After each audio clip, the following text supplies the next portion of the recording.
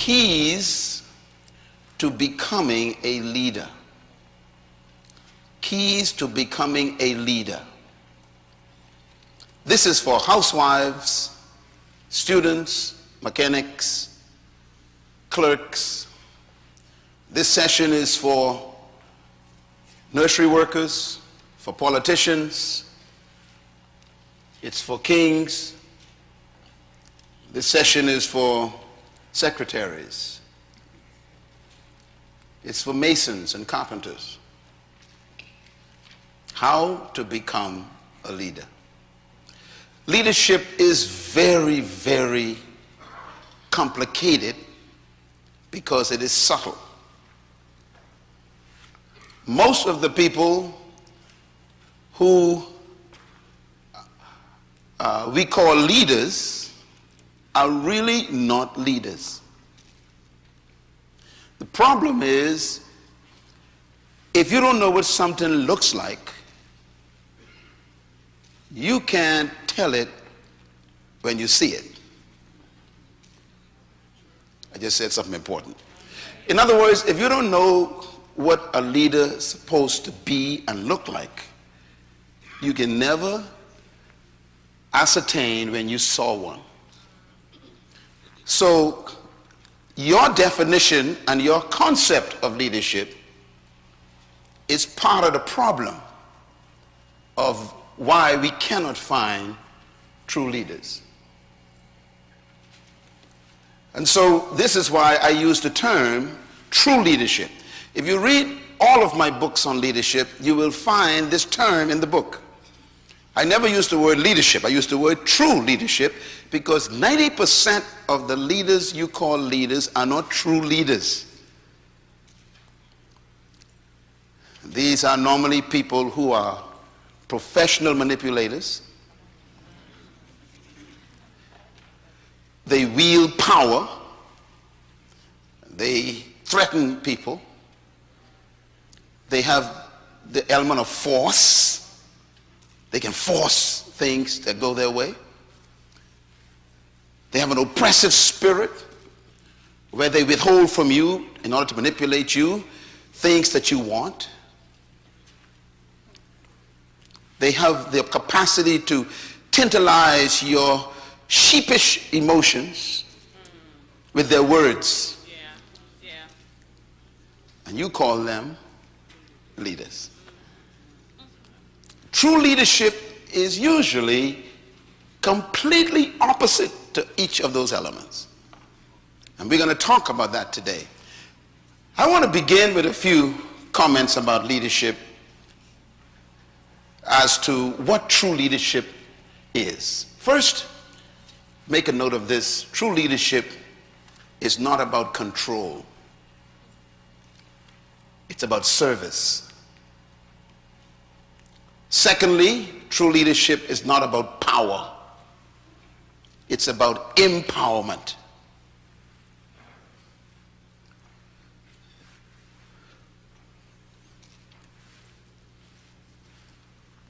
Most followers would say about their leader, that's a powerful person.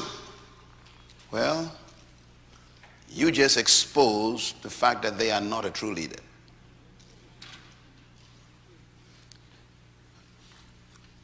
A true leader will have followers who say the opposite. That person empowered me. That's a true leader. That person made me great. That's a true leader. But we normally say the opposite. Oh, he's a powerful preacher. Well, did he make you one? Come on now.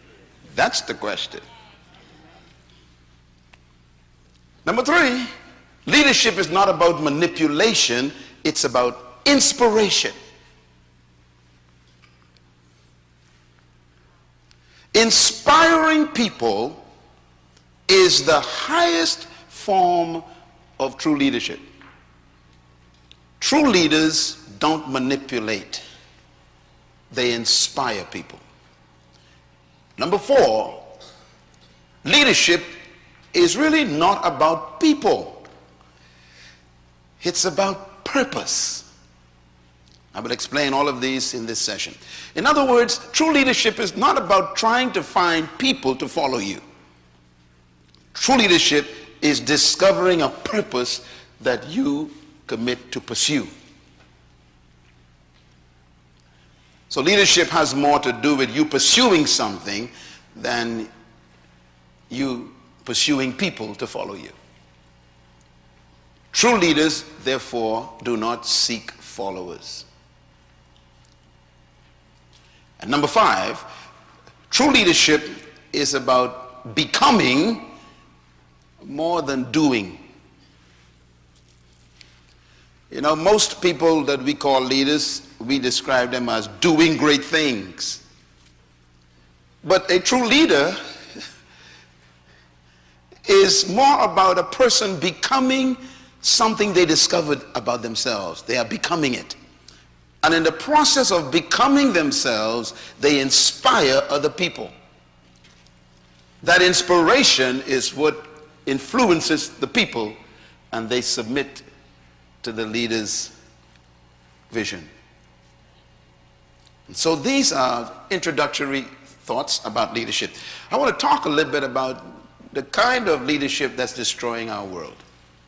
And I'm going to repeat this every time I speak because these thoughts are so important. Number 1, politics without principles. This kind of leadership is destroying our countries. Politics without principles. I wish I could just come here and spend a whole day on this one statement. Because this one statement summarizes most of the failure in our political arena than any other component. Politics without what? Principles. I'm going to step out on a limb here, but I think it might be helpful to you. You are about to enter a period of elections. And out of 360 million people, you've come down to 2 people to choose to lead you. When I study these 2 characters, I am sorry for your country. Out of 360 million people, you couldn't find better qualities of leadership.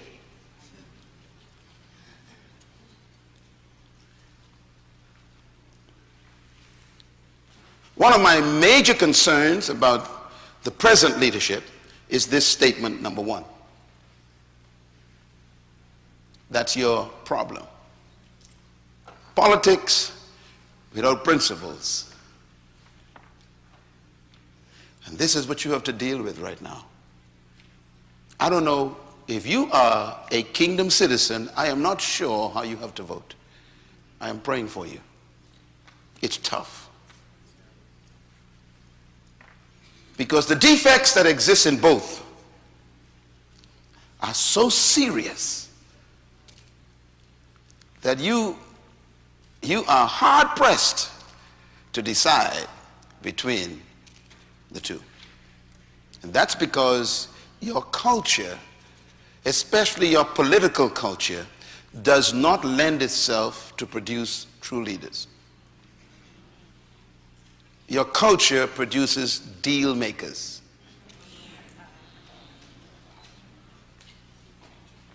So you will compromise your principles to please some people. That's what you produce. Leaders who compromise their personal principles to please groups of people. Therefore, you are no longer a leader. You are automatically being led. This is your problem. The second leadership that will destroy us is pleasure without conscience.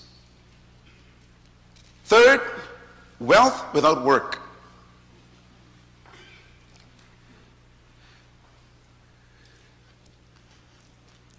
This kind of system will destroy a community when people would prefer to gain wealth without effort. And this is why I have my concerns about things like lottery, gambling, because what you've developed is a culture of people who want something for nothing. You're destroying your country.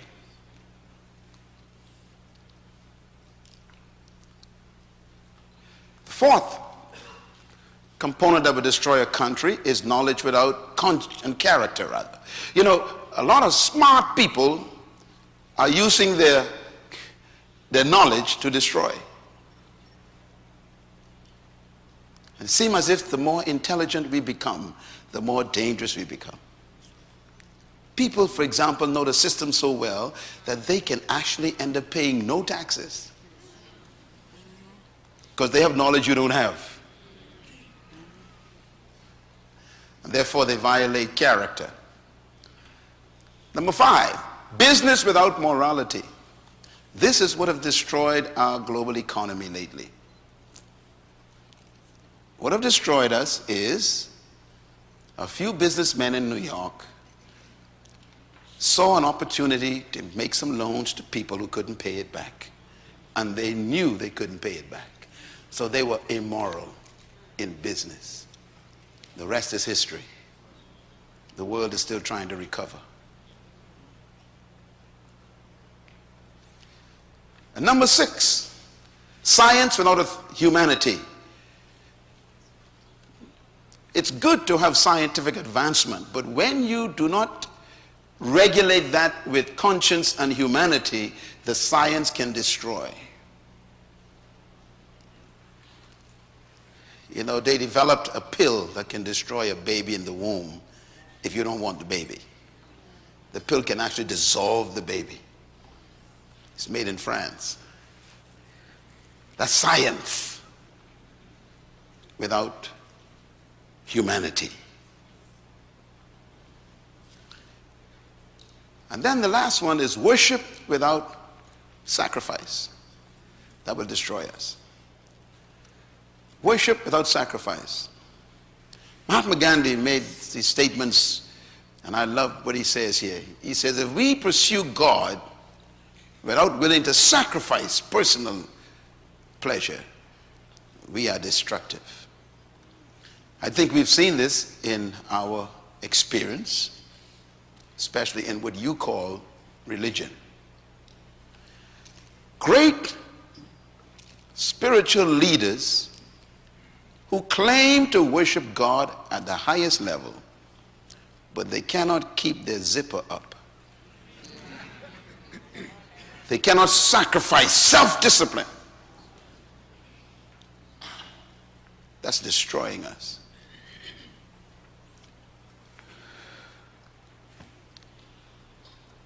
We need to listen to this list every day. Listen to it. Let it talk to you. And then measure your leaders against it after you measure yourself against it. Leadership. Let's talk a little bit about politics. Here's a guy you all know well. Politics without principles.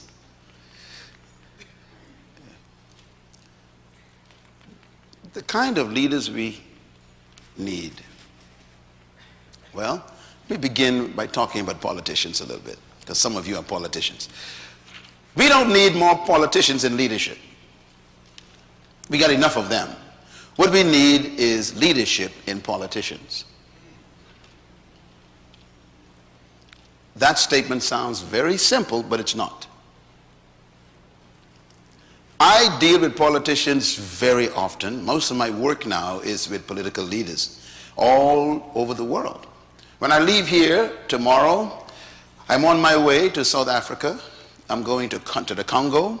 I'm going to Zambia. I'm going to Zimbabwe. And all of my meetings with these countries is with the politicians. I'm going to be facilitating leadership training with leaders of countries. And I am amazed when I sit with these people in a room just like this. Sometimes it's 500 of them. They shut the government down. And I talk with them and I begin to teach on leadership. Some of them actually begin to weep in the session. Powerful men, women, they weep. Because when I'm halfway through my seminar, they realize they are not leaders. They are power-hungry people. Or they have defects like low self-esteem, suffering from poor self-concept and trying to compensate for it through power.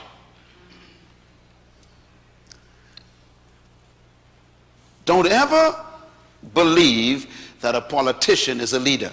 Don't ever believe that. Because the system that we have produces politicians. It doesn't produce leaders. And so you can have a politician who knows nothing about leadership, and he's leading you. What we need is more leadership in the politician, which is something that needs to be taught and trained in that person. As a result of this leadership empowerment conference, I am hoping that you will be qualified to go into politics in your local community, because your motivation will be correct. Here's another one to remember. Politicians are concerned about the next election. That's all they're interested in. That's why they cannot be leaders.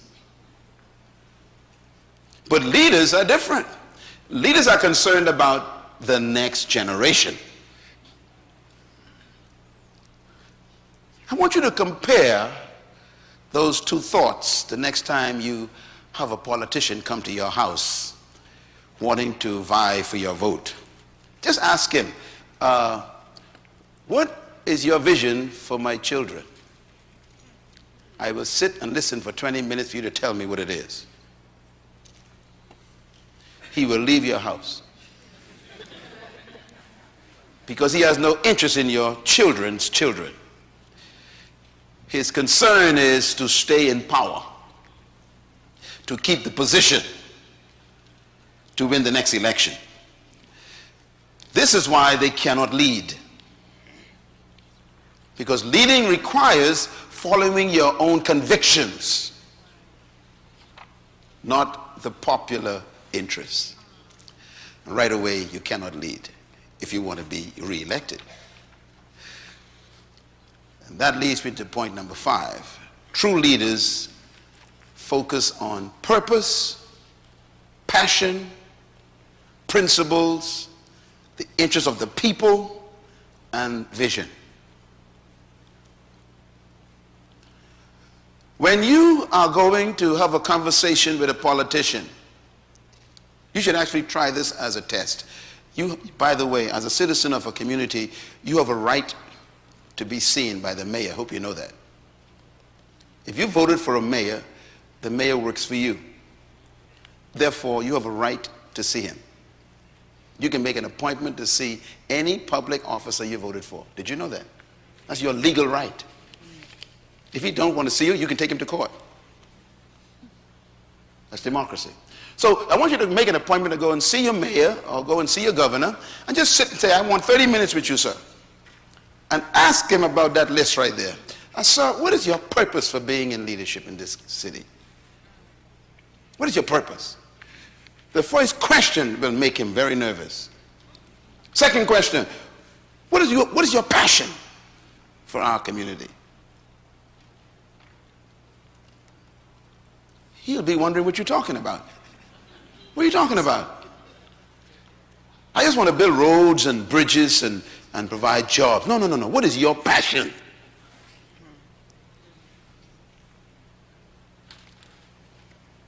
And then the third one is the most dangerous one. What are your principles of leadership? Things you won't violate. What are your standards that you have observed in your life that you will never break? These are the issues of true leadership. And this is why we need to question the leaders we have. And so I have a little thought here. I call it politics versus leadership. Let's talk about it for a second. Number 1, politicians focus on programs, not vision.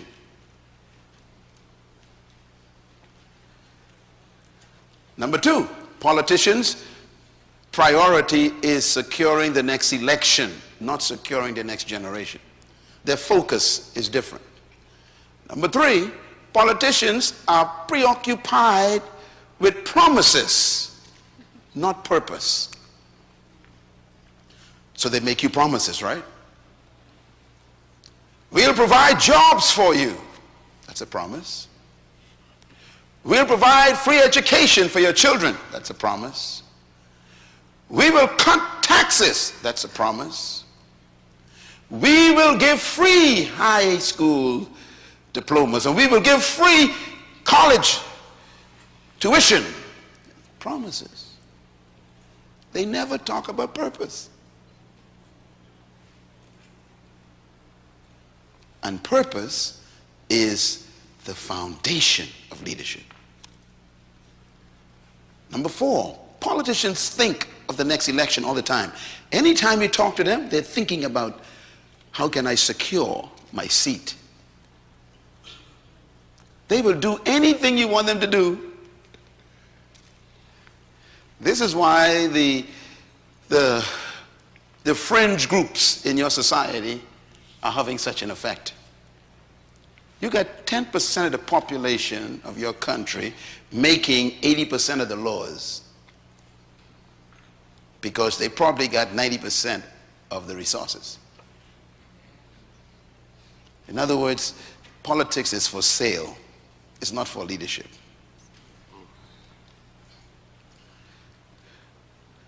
What we need is statesmen. Stateswomen. We don't need more politicians. A statesman is an interesting human. A statesman think of the next generation. You know, I had an opportunity to speak to Ambassador Andrew Young yesterday, and we were chatting on the phone, you know, and he and I have become good friends. As a matter of fact, I think he's planning to be here tonight to be with me, and it'll be good for you to hear him talk a little bit. But when you talk to a guy like this, he's a statesman. He thinks about the history all the time. He thinks about how the history affects the children that are unborn and whether they will appreciate what happened. That's a statesman. He thinks about heritage and destiny. Wow, that's a rare leader. By the way, this list can be applied to pastors because most pastors are politicians. I call them spiritual politicians.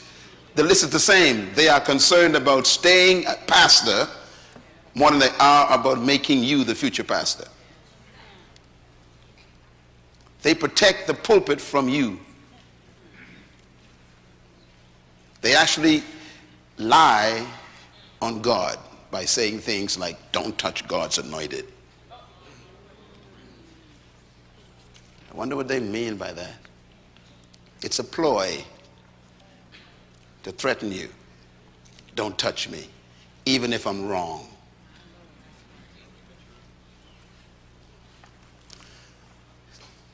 Always remember that King Saul was fired before he left the company. That's a deep statement.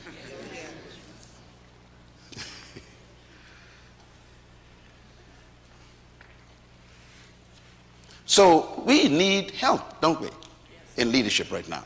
Everything I've said, I see you nodding your heads because you know someone right in your environment that lines up with those lists, right? Yeah, that tells you that you are a smart person. You already know something was wrong. I just told you what they are. Yep, you did. Reveal it. Hallelujah. Now, let me tell you why we got these kinds of leadership, these kind of leaders. I'm going to go back to history. This is a picture of Caesar. I put him in the background for a reason. The Roman Empire is the source of our modern day leadership. But the source of the Roman Empire's leadership was the Greeks. The Greeks were the ones who invented the word demokrata. Demokrata is the word we translate as democracy. That's a Greek idea. It was invented by great thinkers like Socrates and Plato and Aristotle.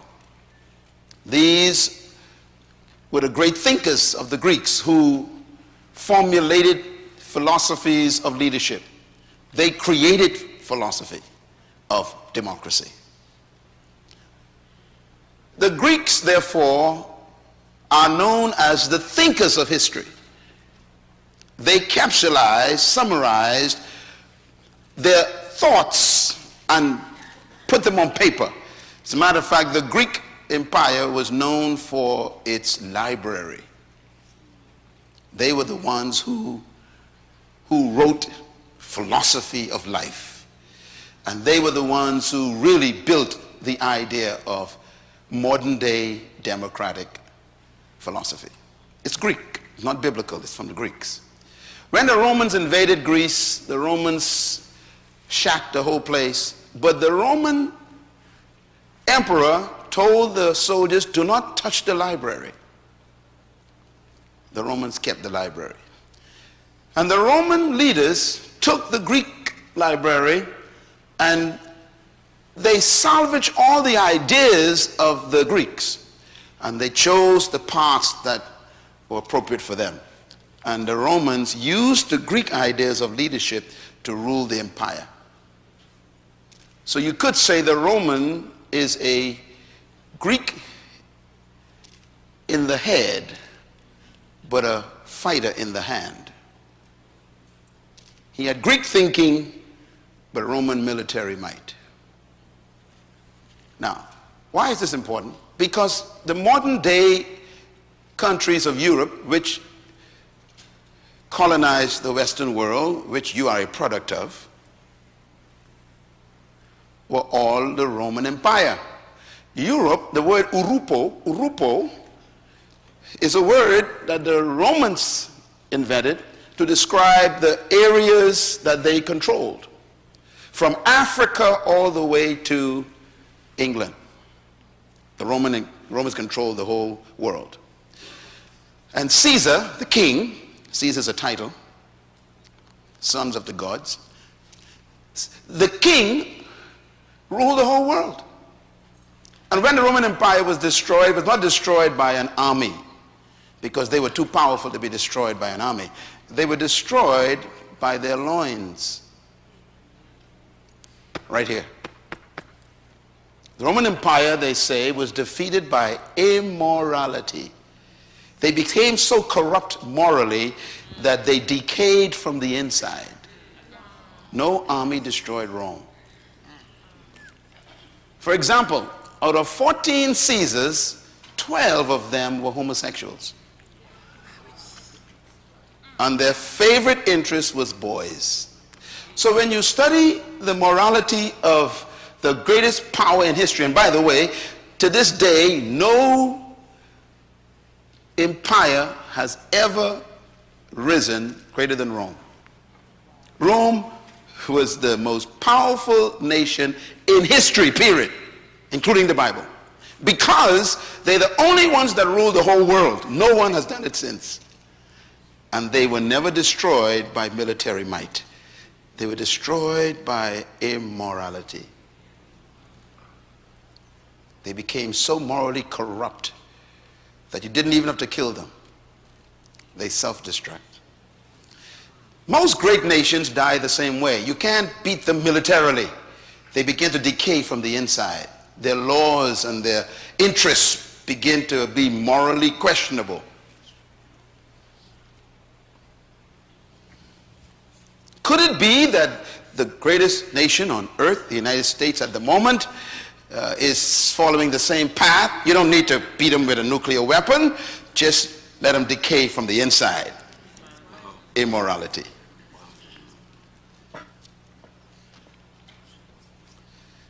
So the Roman Empire fell apart. When it fell apart, it broke up into small kingdoms. The centurions and those who were parts of the Senate, they began to scramble for what was left. And they developed what they call the multi-kingdoms of Europe. So the kingdoms of Europe are actually the result of the breaking up of Rome. So they developed little kingdoms like Franco, Spanian. These are Roman kingdoms. Belgium, which is Belgium. Portugal. Anglo-Saxon. British. These are Roman kingdoms that break up. My point is, they are all Greek thinkers with Roman attitude. Now, if you notice, all of them developed the same interest in colonization.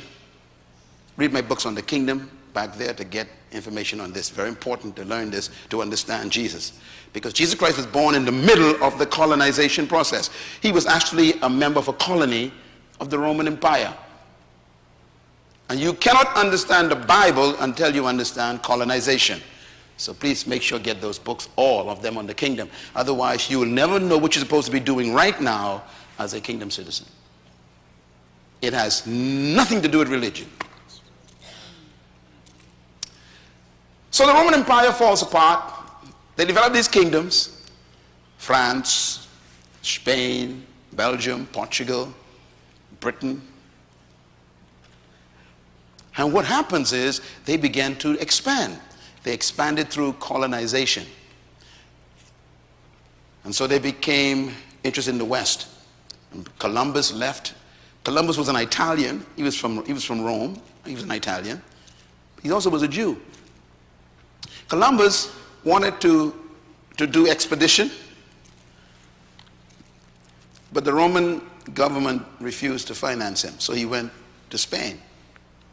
And the king and queen of Spain decided, we like your idea because we want to expand our kingdom. So they financed his trip. And he had 3 ships. And they built them for him and financed him and everything. And he came west. And he landed in the Bahamas, in a little island called, he named it San Salvador. It still exists in my country. It's a beautiful country, little island. Beautiful beaches there. That's where he planted the first cross, because he came in the name of the Catholic Church, but in the name of the Spanish kingdom. And that's why most of the islands in the Caribbean have Spanish names, because he couldn't name them in the name of the Italian government, but they didn't finance the trip. So wherever he went, he had to claim it in the name of Spain.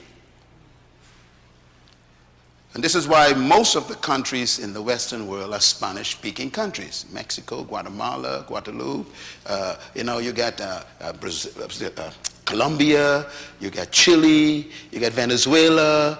I mean, most of it is Spanish because they financed the first trip. He claimed the areas first, subdued all the natives, and then the French came and they did their part, and then the British came and did their part, and the Bahamas used to be actually a Spanish colony.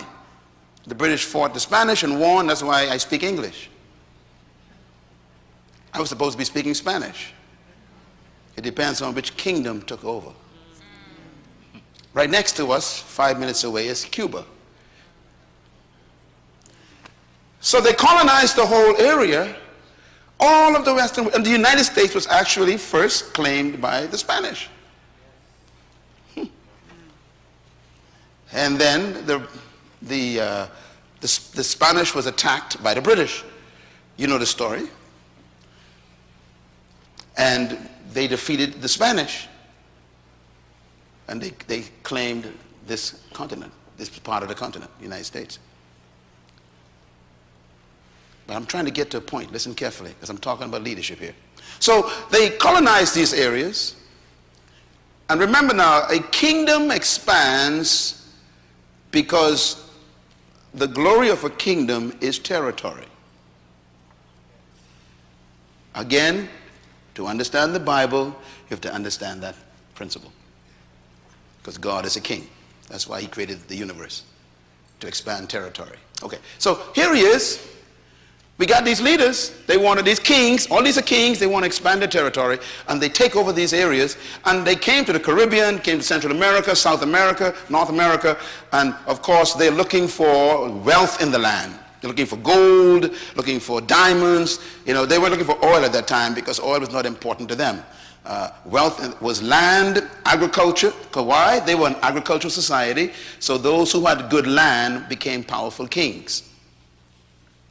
So when they came to these areas, the Caribbean and South America, Central America, and this area called Americas, they realized they had a lot of land, and they tried to domesticate the local natives to work for them under force of arm, of course, and the natives couldn't handle it. Some of them ran, some of them fought. It became very difficult, And the Portuguese were the first ones to go to Africa, and they discovered more land.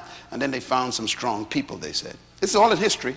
And they realized these people were stronger than the ones that were in the territory that they discovered. They could live longer, last longer. They were more sturdy. They could handle the sun. You know, the Indians, the Aztecs, and all these folks, they couldn't handle the weight of pressure.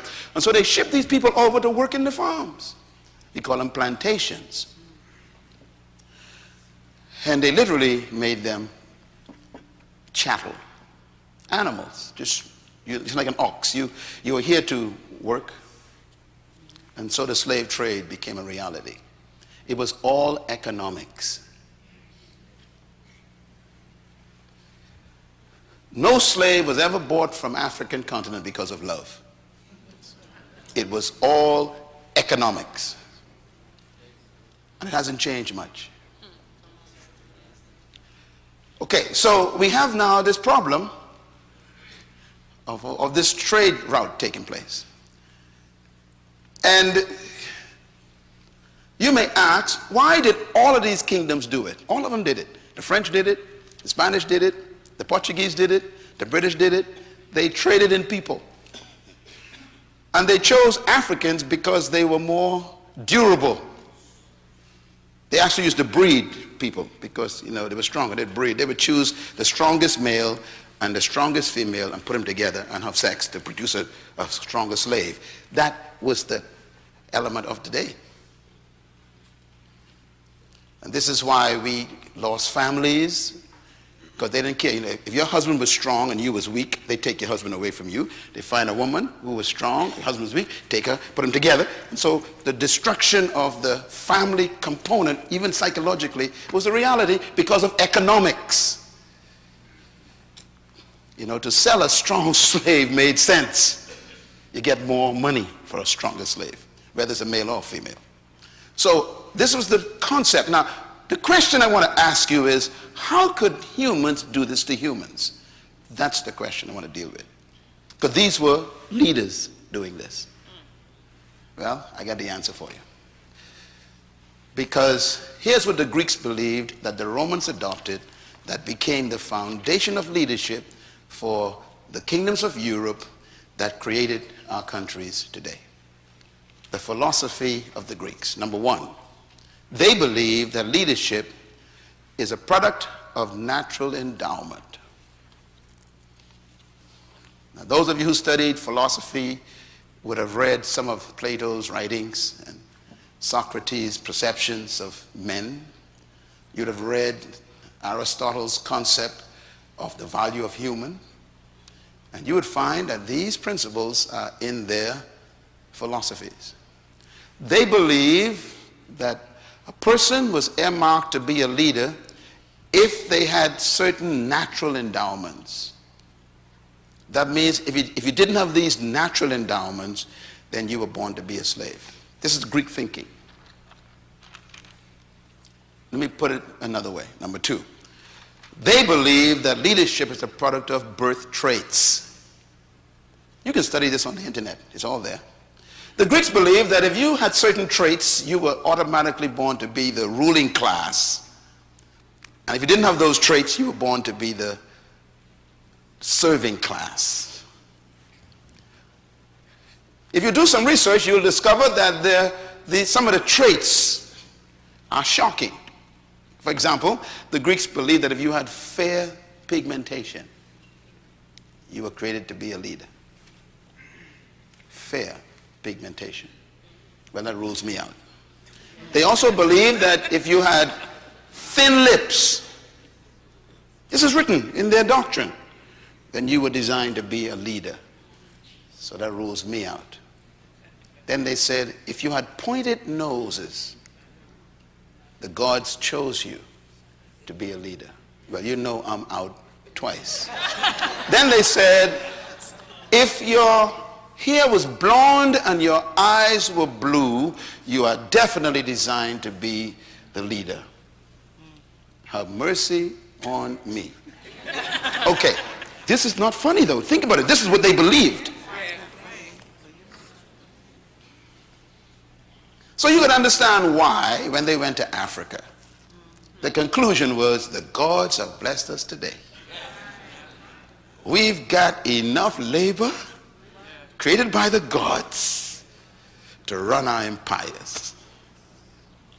And so the people became fuel for their machinery of their industries of agriculture. Now, I want you to understand, this was the philosophy of their leadership. This is very important. In other words, treating you like a non-human was not a matter of conscience. It was natural. You don't have the traits. So you were born to serve me. You were created by the Creator to be second class, to be my slave. You can't argue this. God chose you to be my servant. So the concept was, let me go to the third one. This is very important. This is also written in the Greeks philosophy, is that leadership is the product of what? Providence, they said. Providence means the gods chose those who would be leaders, and the gods chose those who would be followers. So this is not a matter of who you think you are. It's a matter of what the gods chose you to be. Do you understand how deep this is? This is in the psyche of the post-European era, which is still not over. Let me explain how this works out practically. If you went to college, what's your name? John. Okay, John went to college and got a PhD in physics. I'm talking about nuclear physics. This guy is a brain, he's sharp. PhD in nuclear physics. The problem is, it doesn't matter. You are simply seen as a very smart slave. Because your pigmentation, your nose, your lips, your eyes, your hair is the problem. It doesn't matter. So they actually would tell their neighbor, I have a smart slave. In other words, educating you think changes you. It doesn't. It ain't the brain that makes you different. So the system, the culture, doesn't translate your PhD into being a superior human. It says you are simply a superior thinking slave. So it doesn't matter how much education you get. It doesn't matter how much accolades you put behind your name. It doesn't matter how much you achieve. In the Greek mind, in the Roman mind, which is the leadership that came over, you are still a slave by providence. Do you know that they actually created a theology for this? Because every ideology needs a theology to make it legal. Can I say it again? Yes. Write it down. Every ideology needs a theology to make it legal. So you will find, even like in apartheid, apartheid had a theology created by the Dutch Reformed Church, which was based on Greek philosophy as well. Because remember, South Africa was taken over by Romans, Europeans. Hitler, if you all remember Hitler, Adolf Hitler was an interesting guy. Adolf Hitler said that he had a visitation from God. You ever read his Mein Kampf? He believed that God chose him to restore the Roman Empire. That's why he had a plan to take over Europe again. He says that he was chosen by God to establish what he called the Third Reich, the third reign of the Romans. And this is why, again, his concept of leadership, his philosophy made it easy for him to destroy people. Remember, you need blonde eyes, blonde hair, blue eyes, sharp nose. Okay. So when he looked at the Jews, for example, the Jews got dark hair, dark brown eyes or black eyes, olive skin. He said, they were designed, they are rats to our society, he says. They are sucking our blood. We must kill them. Why? These are not real humans. The gods have made them to be our slaves. So it was easy to kill 10 million slaves between Africa and Carolina in the water.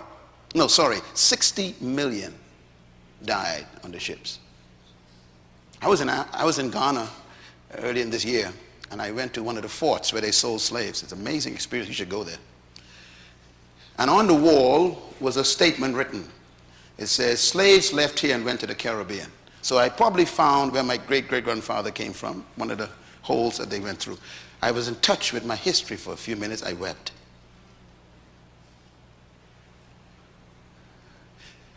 Here's my point. Where did you get your philosophy from determines how you lead people.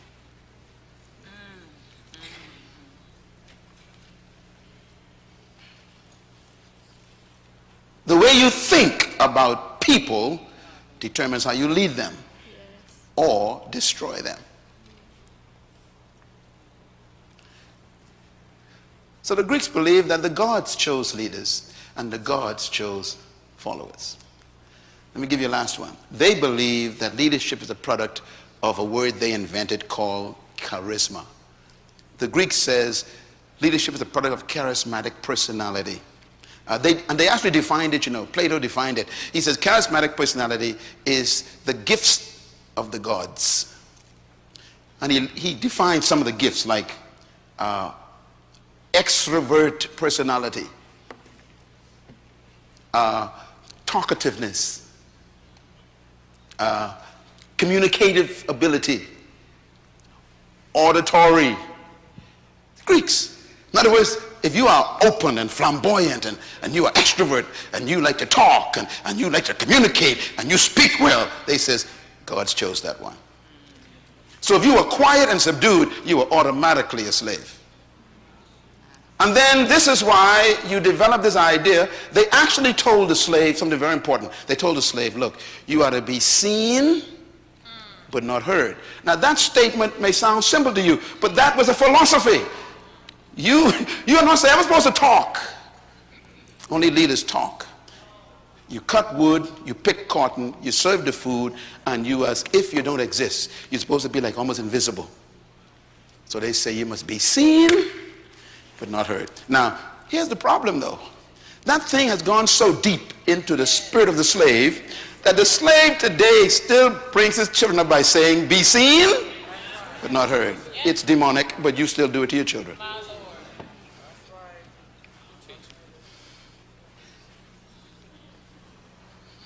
So when I call you up right now to make a speech in 5 minutes, you're afraid to come. Why? You've been successfully subdued. You call it, I'm shy. You ain't shy. You've been trained to keep quiet. Yes. You teaching. And to be a leader, you must talk. You must share your ideas, communicate your vision. And that's why you're not a leader, because you're so proud to be shy. It's demonic. Being quiet is not a gift.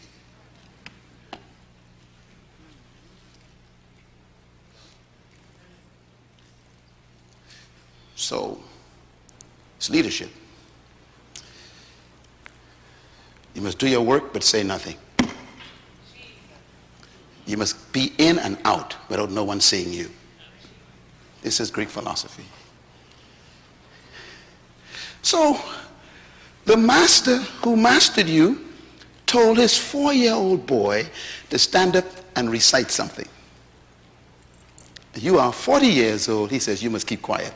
He's 4 years old, he's telling him to talk. You 40, he's telling you to be quiet. Something's wrong with this equation. So the kid grows up by 6 years old, he is fluent in speech, and you're 40 years old, you're afraid to talk. Because the conditioning of the mind is different. See, sometimes you don't even know why you're the way you are. It comes from Greek philosophy that you live under still.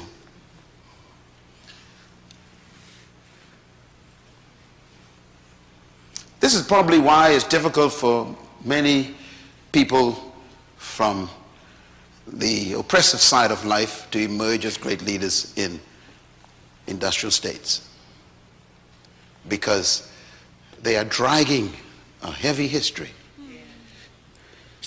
and they're trying to get rid of it. And you want to be a leader with that weight. The problem is, when you set one of those slaves free, he knows he can't lead the master. So he turns on his own people.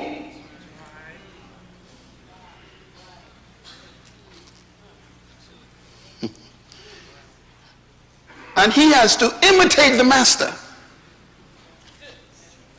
So he tells you, keep quiet.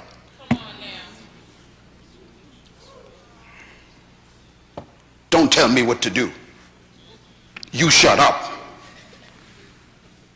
I'm in charge. What I say is always right. It's my way or the highway. This spirit is a mentality of a slave with a little bit of power. And so you end up abusing your own people because you are mentally sick from historical damage. And then you want a title. Listen, this is why you need a leadership seminar like this. First of all, to identify your problem. I'm not impressed by you telling me you are a bishop. It means nothing to me. Let me quote something from the Bible that's very important. Very important. It's found in the book of Ecclesiastes, I think it's chapter 11. Solomon says, woe to the land when a slave becomes king. Let me quote it again. This is in the Bible. Woe to the land when a slave becomes king. The word woe is the worst word in Hebrew. Jesus used it a few times. It's a curse word. It means damned you. It's a horrible word. Okay, let me quote it one more time. Damned is the people in the land when the person in charge thinks like a slave. Woe to the land when a slave becomes what? King. Let me tell you something. Putting a crown on a person's head doesn't change their mind.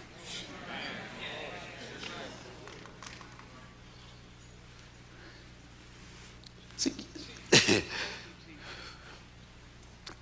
I really want you to think about yourself for a minute. The people you've been following. Are you just a bunch of sheep?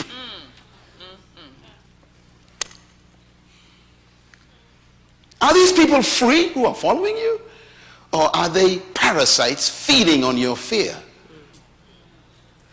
Propping up their own insecurity by your submission. Ladies and gentlemen, I have come with anger in my heart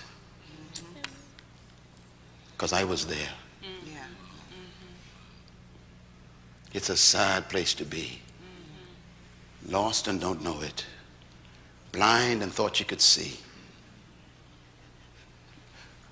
We are victims of a leadership philosophy that is still controlling us today. So you go to work on Monday and you see the master in the department and your whole body becomes afraid. You are still sick. Then you see one of your fellow brethren and there's no fear. How come you have different responses to these two different images? Because you are still sick in your mind and you have a title. Please buy this CD. This is one you got to give your kids, because you see, if you don't get this straight in your head, you are simply a well-dressed, highly educated, powerful, crowned slave.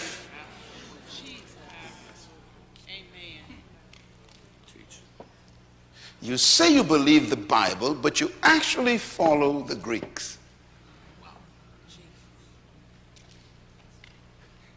And this is why when a person becomes a pastor, for example, in a church, all of a sudden they think that they're better than the people. Come on now.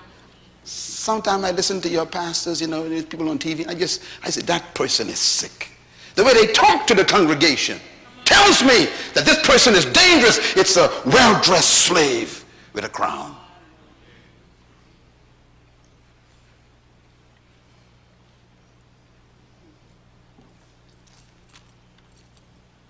Where did you get your leadership philosophy from? You got it from the Greeks, because whoever colonized you convinced you. Jesus never said that anyone can set you free. You thought, for example, that people, like Nelson Mandela, Mahatma Gandhi, Martin Luther King Jr. set you free. That's a lie. No human can set you free. Do you know what Jesus said? He said, you shall know. See, it ain't a person.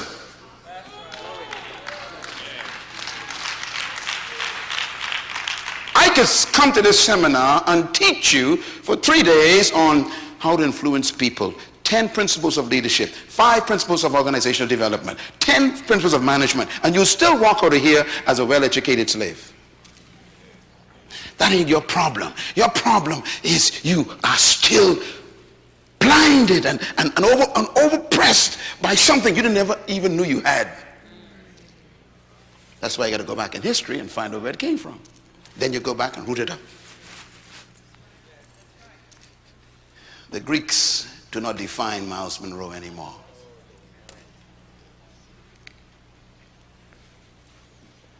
I am a dignified human, not because of my pigmentation, my nose, my eyes, my hair, or my lips. I am a dignified, quality, first class, powerful human because I was made in the image of the living God.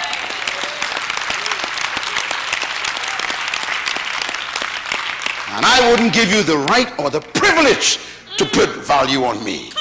You have no idea how much I'm worth. Mind your own business. And no one did that to me. I discovered the truth. You shall know the truth. And that's what I'm dealing with today.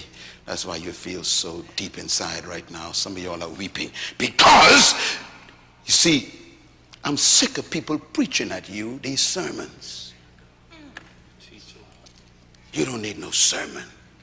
You need a revelation of who you are. Yes. Yes.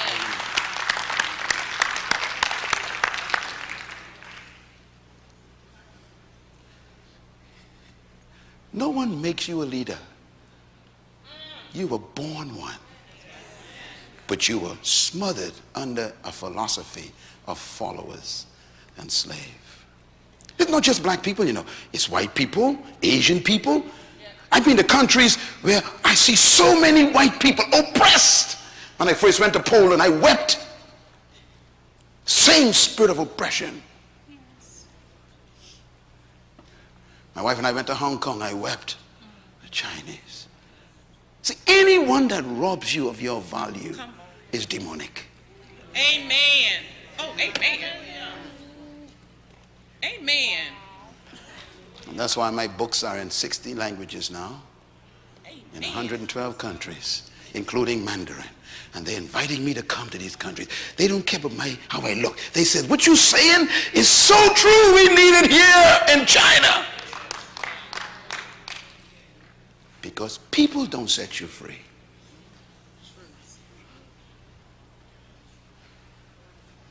The truth that you know sets you free.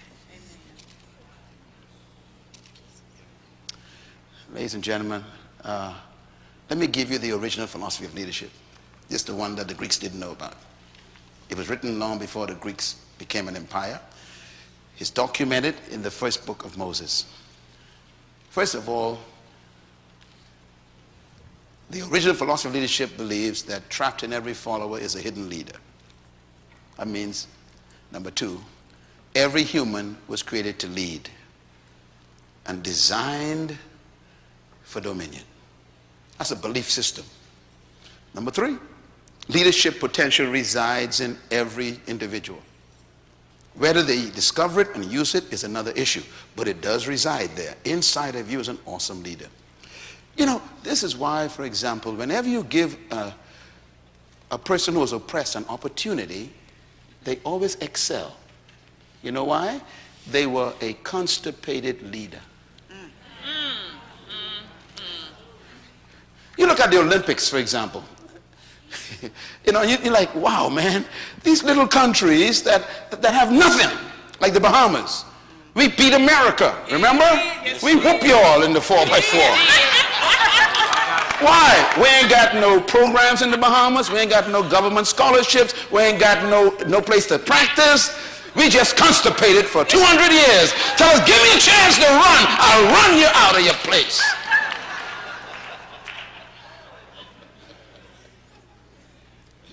See, some of y'all don't understand what's going on in the world.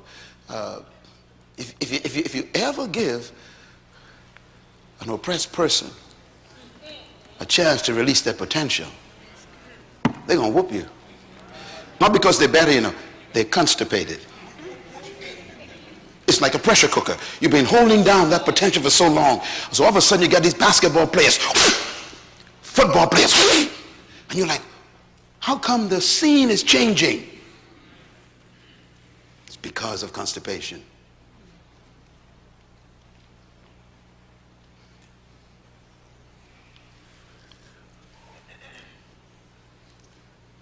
Number four, philosophy. You were born to lead, but you must become a leader. Number five, true leadership is self-manifestation. It's not a matter of going to a school and learning some principles. It's manifesting your true self. That's leadership. That's a philosophy. And number six, very important, the purpose for true leadership is not to maintain followers, but to produce leaders.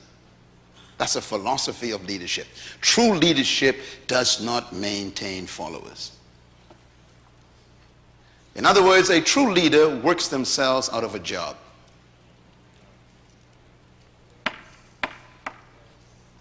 True leaders are always moving. They never fall in love with a position. They are constantly producing people to take their place. That's true leadership.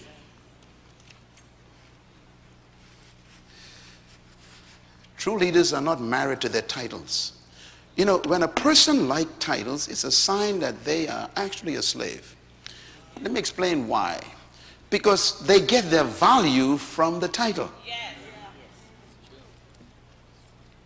Most of the people who love positions are not leaders because they get their worth from the position. That's why they will kill you to keep it. Because if they lose it, they lose themselves.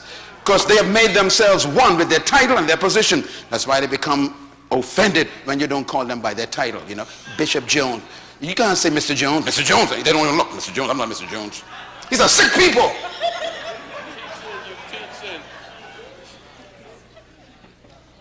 The more titles you need, the less you are a leader.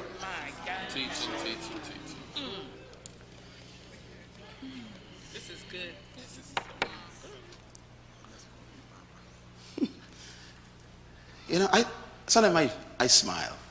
I see these people, you know, dressed in all kind of regalia. I mean regalia. And they got 10 titles behind their name, you know.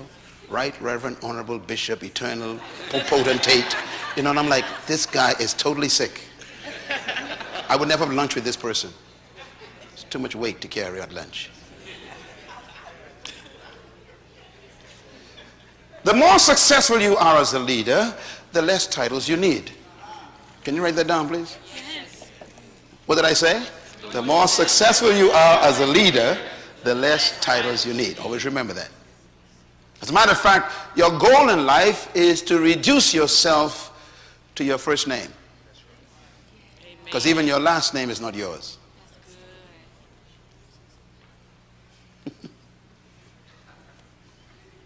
Munroe is not my name. It's a Scottish name. It's from Scotland. That means the master that owned my great-grandfather was a white Scottishman. So they named the slaves after the master's name. They said, that's Munroe's slave. That's how I got Munroe. I'm not Munroe, I'm Myles. The only name I own is Myles. So my goal in life is to reduce myself to Myles.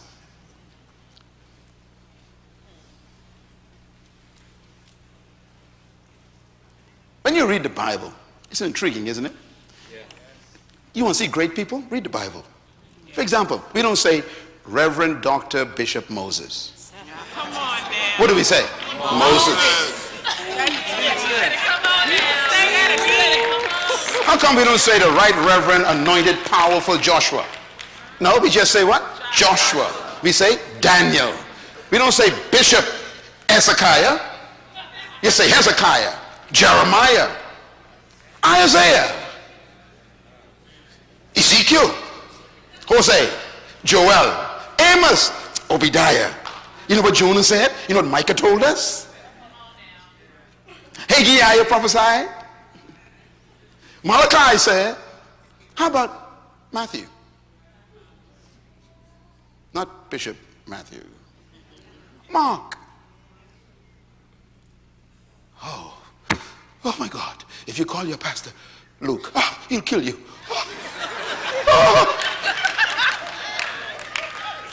We are sick.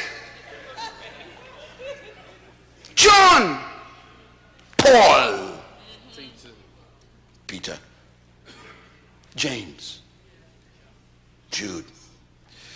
Oh my God, Jesus.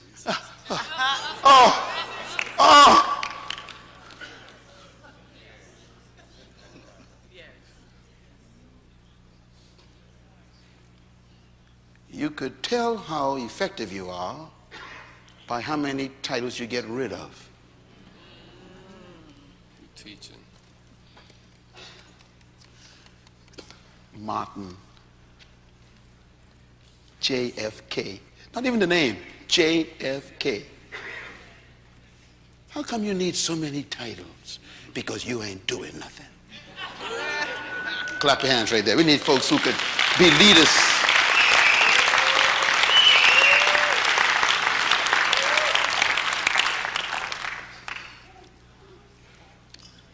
So leadership is not a pursuit of power, position, title, or authority.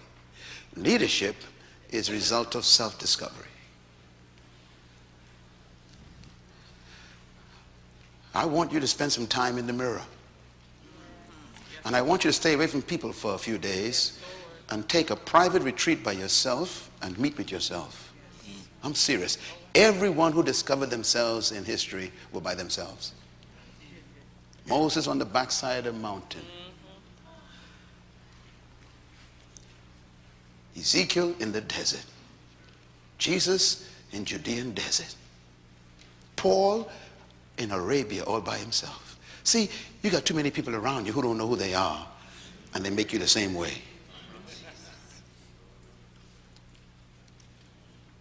Spending this day away from your office and your family is one of the most important decisions you made. This conference could change your life forever because you are in a different environment.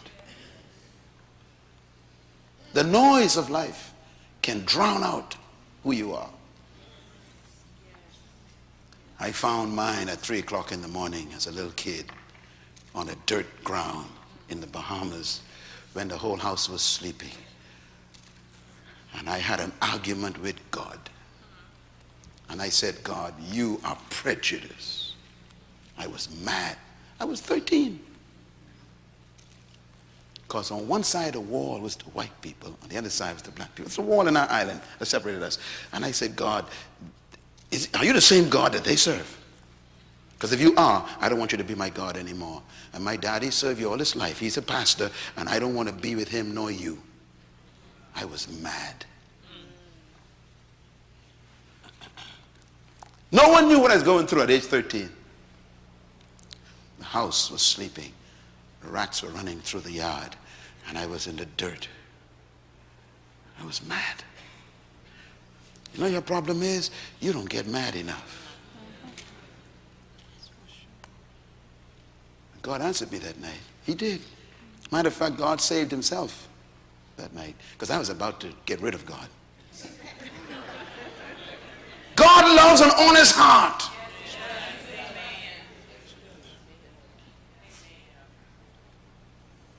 Your religion makes you a fake. You started that, I love you, Lord. You don't even know yourself.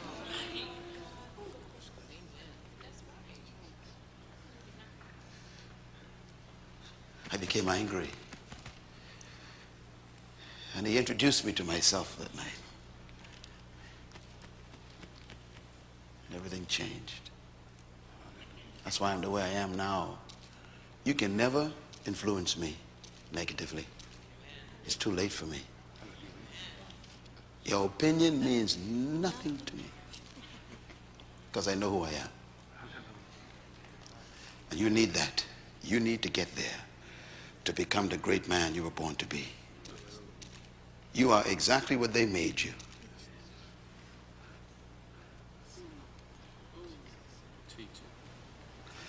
See this woman?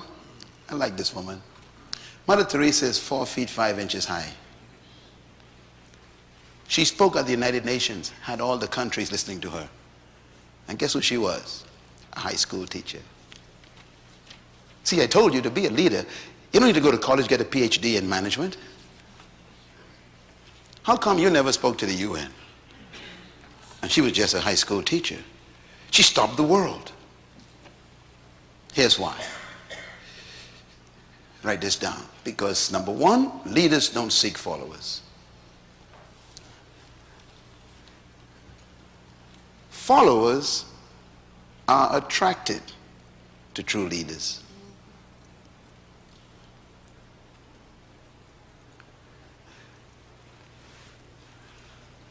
But they are not attracted to the person,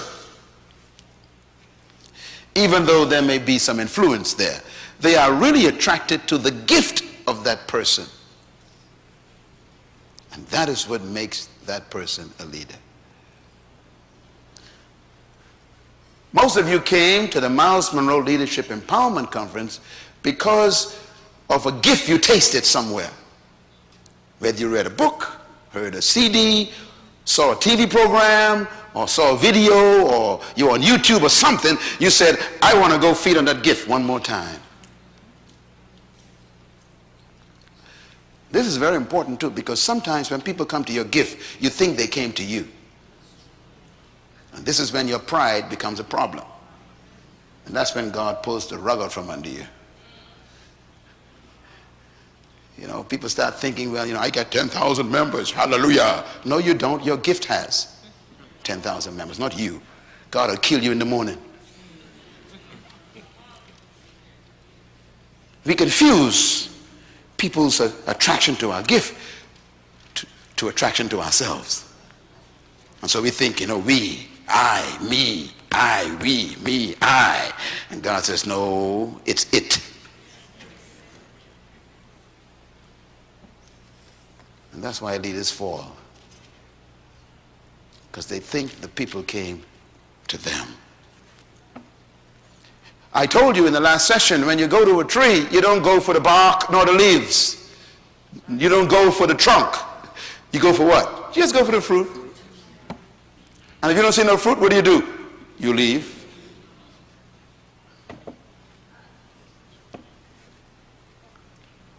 When a leader falls, because he or she thinks that they are the thing, we wonder why there's a scattering. It's because the leader confused the trunk with the fruit. I'm just a servant. I'm serving you my gift, that's all. This ain't about me. It's my gift.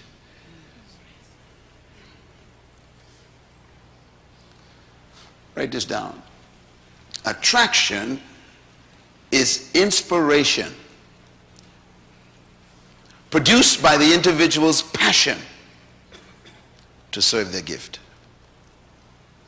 You want to become a leader? Find your passion. Pursue it with perseverance. And serve the world with it. And people will be attracted to you from everywhere. Leadership is an attraction. You don't force people. And the way you maintain them is you keep serving. If you want to be great, you just serve. Keep serving your gift. Keep serving it. Keep serving it. You become a slave to your gift, not to the people. You keep serving it.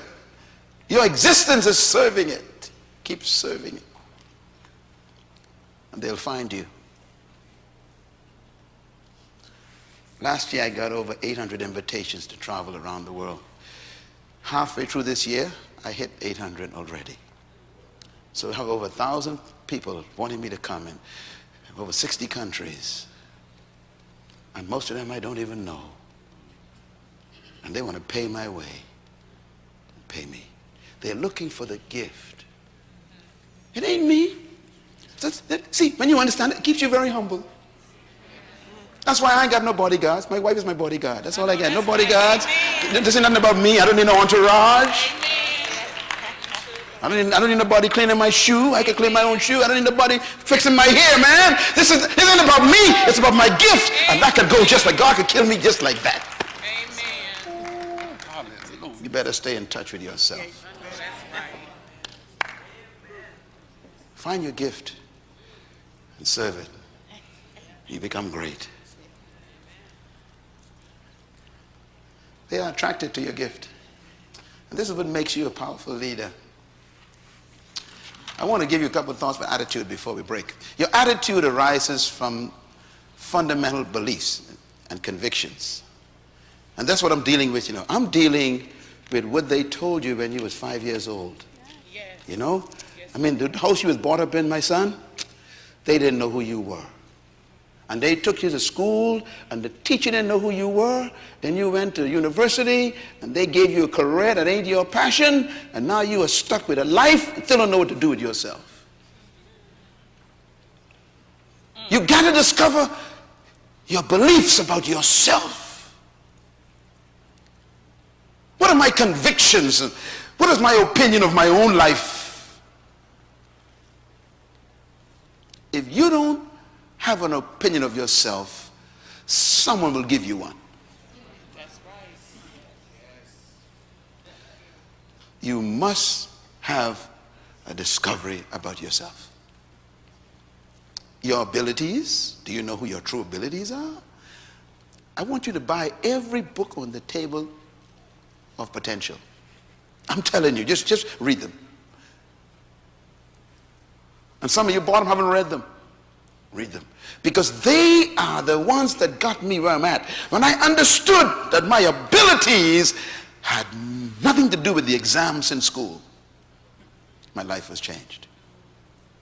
Your school don't know who you are. Don't believe no grades they gave you. You can't measure a human capacity in 1 hour in a test. Some of y'all are still living under some grade you got 20 years ago. I rebuke you in the name of Jesus. Stop thinking that way. They don't know how smart you are.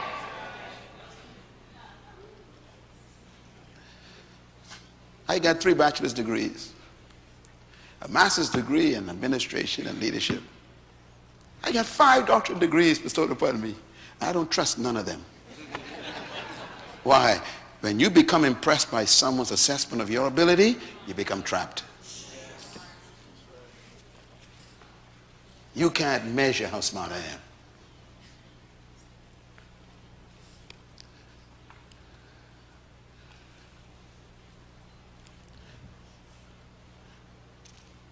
Write this down. Your ability to lead depends on the attitude produced by your self-image, by your self-worth, and by your self-esteem. Your ability to lead is determined And it depends on your attitude that is produced from your self-image, your self-worth, your self-esteem. Let me give an example. I know I am important to the world. That is a statement of self-esteem. I know the world needs me. They need what I'm carrying. They need this. That's a statement of self-worth. I am valuable to you. I wasn't born like that.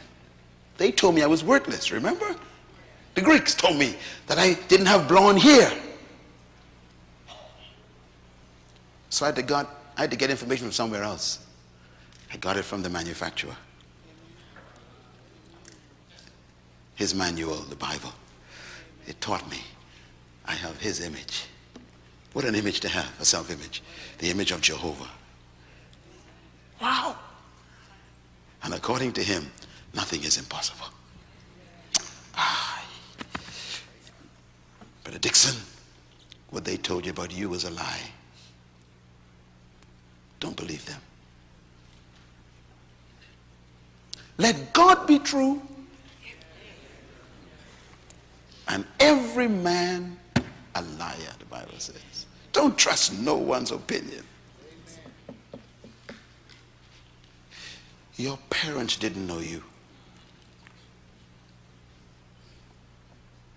They didn't even know Jesus. You know, one time Jesus, his parents left him in the temple. And his mother and father came back to get him. You all remember that story? You ever read what he said to them? He began the statement by saying, did you not know? In other words, even your parents may not even know who you were. He told Mary, did you not know that I must be with my father? But you didn't even know? I've been with you for 12 years already. You still don't know? He was 12 years old. Your mother that carried you don't know how awesome you are. She was just a channel. So if you never had parents, it doesn't matter. It's not about your parents, it's about you. You never had a father, so what? You are here? Welcome. Let's get busy. Let's go change the world together. Let's make an impact before you die. This is about you. Your self-esteem. Self-worth.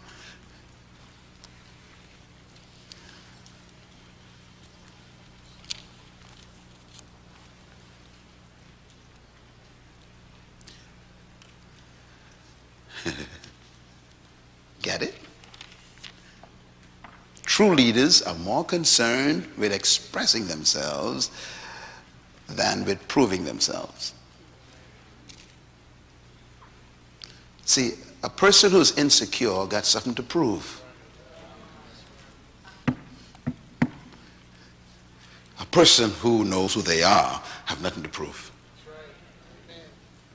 So leaders don't go around trying to prove things to people. They're too busy being themselves. Leaders are individuals who have declared independence from other people's expectation of them. I won't allow you to determine who I can become. In other words, leaders don't clone other people in their image. They desire to help others become themselves. Sometimes we get pride saying that person is just like me. That's not what you want in life.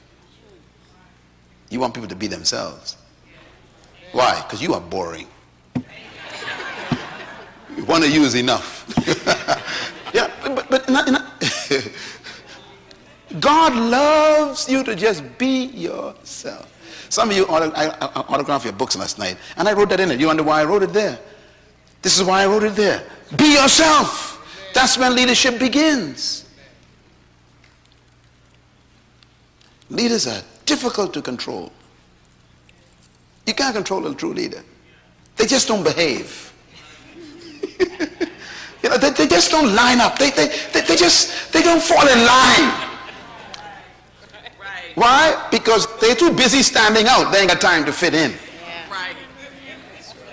Is anybody a leader here today? In other words, leaders are just difficult people. It's, they're always messing with tradition, destroying the boundaries, asking questions you can't answer. Come on now.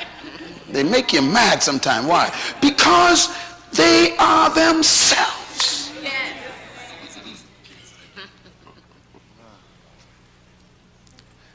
And they help other people to deploy themselves as well. I love people who have strong self-concept around me. Strong estimation of themselves. I love people who know who they are. Why? Because I ain't got to figure them out. You some people are a problem to be with. I ain't sure what you're thinking.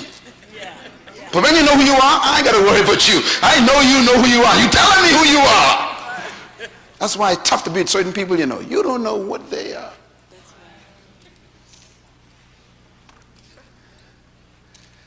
A true leader can never be jealous of a person. Amen. Amen. Because they're not in competition. That's right. That's right. That's right. That's why you like to be with them. Yes, absolutely. You don't got to walk on eggshells, not hurting their feelings and all that foolishness, These are real people, man. Authentic people. I love real people, man. I just love. They make life easy. I got to be sitting around you. Be careful what I say. You too much problem to live with, man.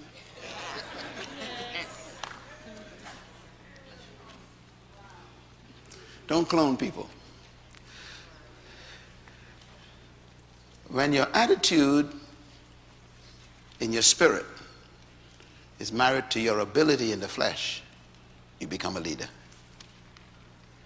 Your mentality and your ability must be married.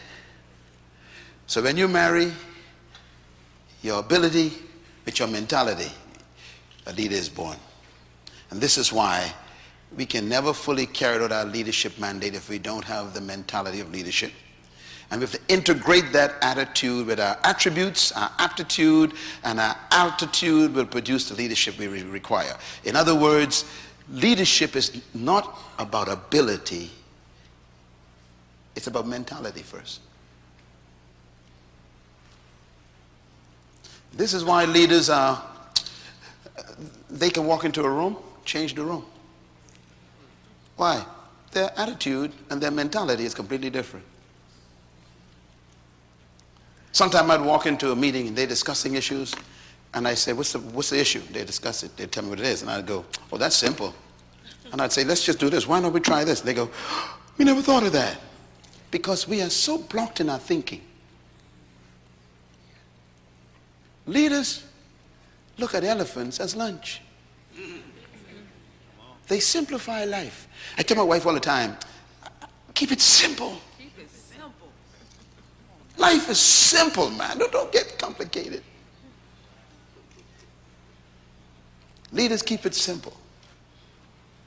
I ain't got no money. Let's go create some money. That's how leaders think. They don't go, I ain't got no money.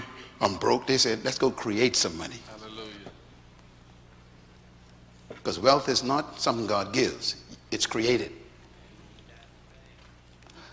I am the God that gives you the ability to create wealth. I don't give wealth, God says. I create it. So you're not poor and you're not jobless. You just ain't thinking. Hallelujah. That's good. That's good teaching. That's good. Every problem is a business. So to a leader, what you think is more important than what you do. I guess that's the whole measure of these two sessions. Thinking. Grappling with that Greek mentality. Destroying the Roman corruption in your mind. Being free from what people said about you. This is the heart of it. I want to close this session with the spirit of leadership.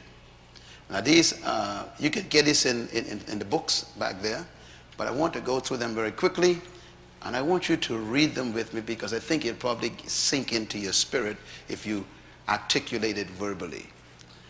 These what I have researched and decoded as the obstacles of people becoming leaders. If you get these, I will see you at the top. Number one, I call it the spirit of leadership. Number one, let's read together. Go. The spirit of a strong self-concept, which is a true sense of your source. Now, I could teach that for 2 weeks. You got to know your source to develop your self-image. Number two, read. The spirit of a healthy self-concept. What is it?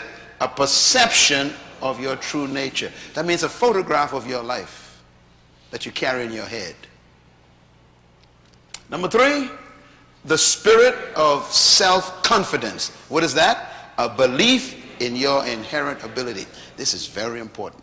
A leader has a spirit of total conviction that they could solve any problem. I can't tell you how important that is. So leaders never panic. A true leader never panics. They sit and they think, this could be solved. That's where their confidence comes from. They have a confidence that they have an inherent ability to solve any problem. Inherent ability. The favorite words of Jesus: peace, have no fear. In the middle of a storm, peace, be not afraid. What are you talking about? We're getting ready to drown. Be not afraid. Why? There's a solution to every problem. And I am the solution. I'm going to stop the storm. He believed in his inherent ability. Number four, read. The spirit of self-significance. What is it? A sense of valuable contribution to the world. This one is very critical. When you're going to become what you were born to be, you got to discover your significance. You are not a biological accident. You are not an experiment that God sent to earth to try to figure out. You were literally born because there's something God needed done that made you necessary. You are necessary. Say it. I am necessary. Say it loud. I am necessary. Say it louder. I am necessary. I want you to tell the world that every day you wake up. They need you. There's something you came here with that your generation needs.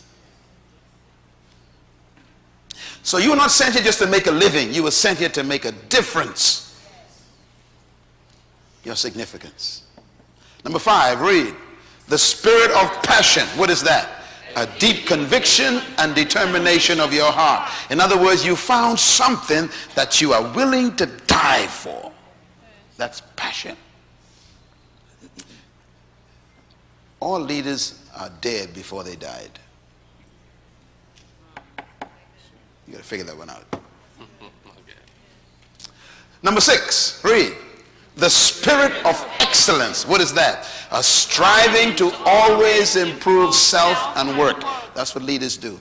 They never satisfy. That's why, I buy 4 or 5 books every month. My iPad is full of books. I'm always reading. Why? Self-improvement. Constantly. Some of you would walk past the book table and want to be a leader. And go straight to Kentucky Fried Chicken. And I'm sitting there going, what are you doing? Come on now.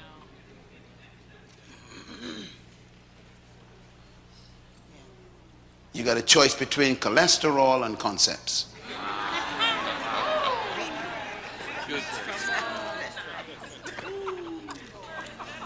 Yeah. It's self-improvement all the time. The next time you hear about this event, I want you to bring all your people with you, man. If you are a pastor, you should have all of your people here. Why? All of them. If you love them, you want to improve them. Amen. Amen. You want to produce leaders. Number 6, read. The spirit of excellence. Number 7, the spirit of compassion. What is that? a sensitivity to the value of others. This is important. If you are a leader, you must be aware that everybody is equal to you.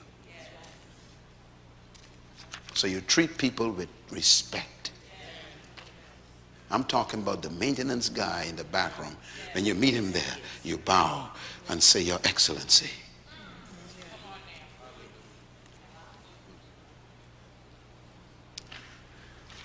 See, this compassion is missing. There's some pastors who have no compassion. I'm listening to pastors. I go to the church to preach and I hear them talk to people. I'm like, oh man, I want to leave this church right now. This is a demon. The way you treat your people. Who do you think you are?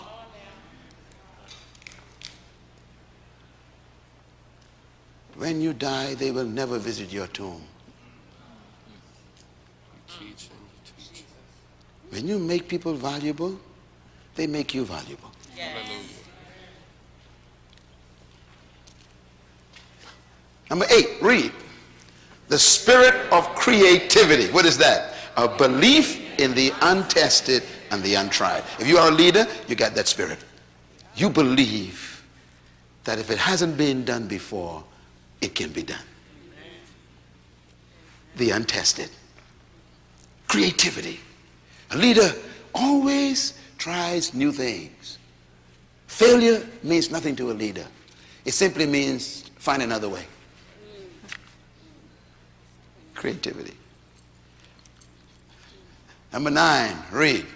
The spirit of self-empowerment. That means a desire to see others succeed. Number 10, the spirit of self-improvement. What does that mean? A personal commitment to your own growth. Number 11, the spirit of self-discipline. What does that mean? A commitment to a self-imposed standard of life on yourself. This is very important. A leader doesn't need external discipline.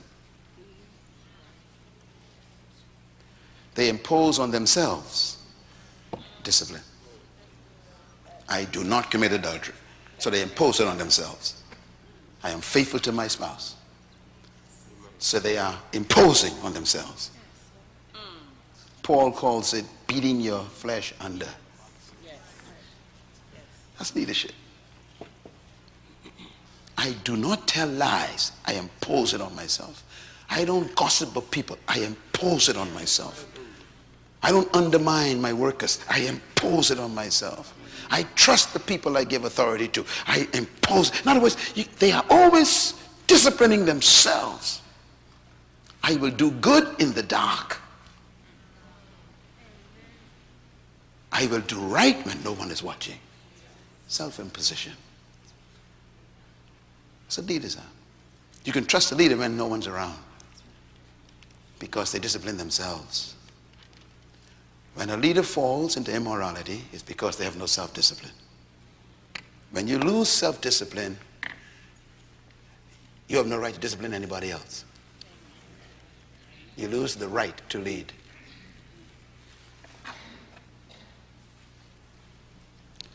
Leadership is not a right you demand. It's a privilege that the followers give you.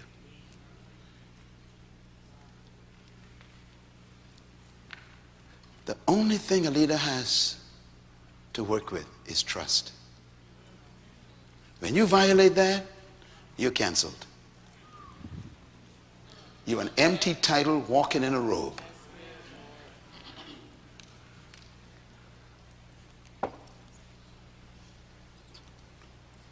Discipline yourself to protect trust.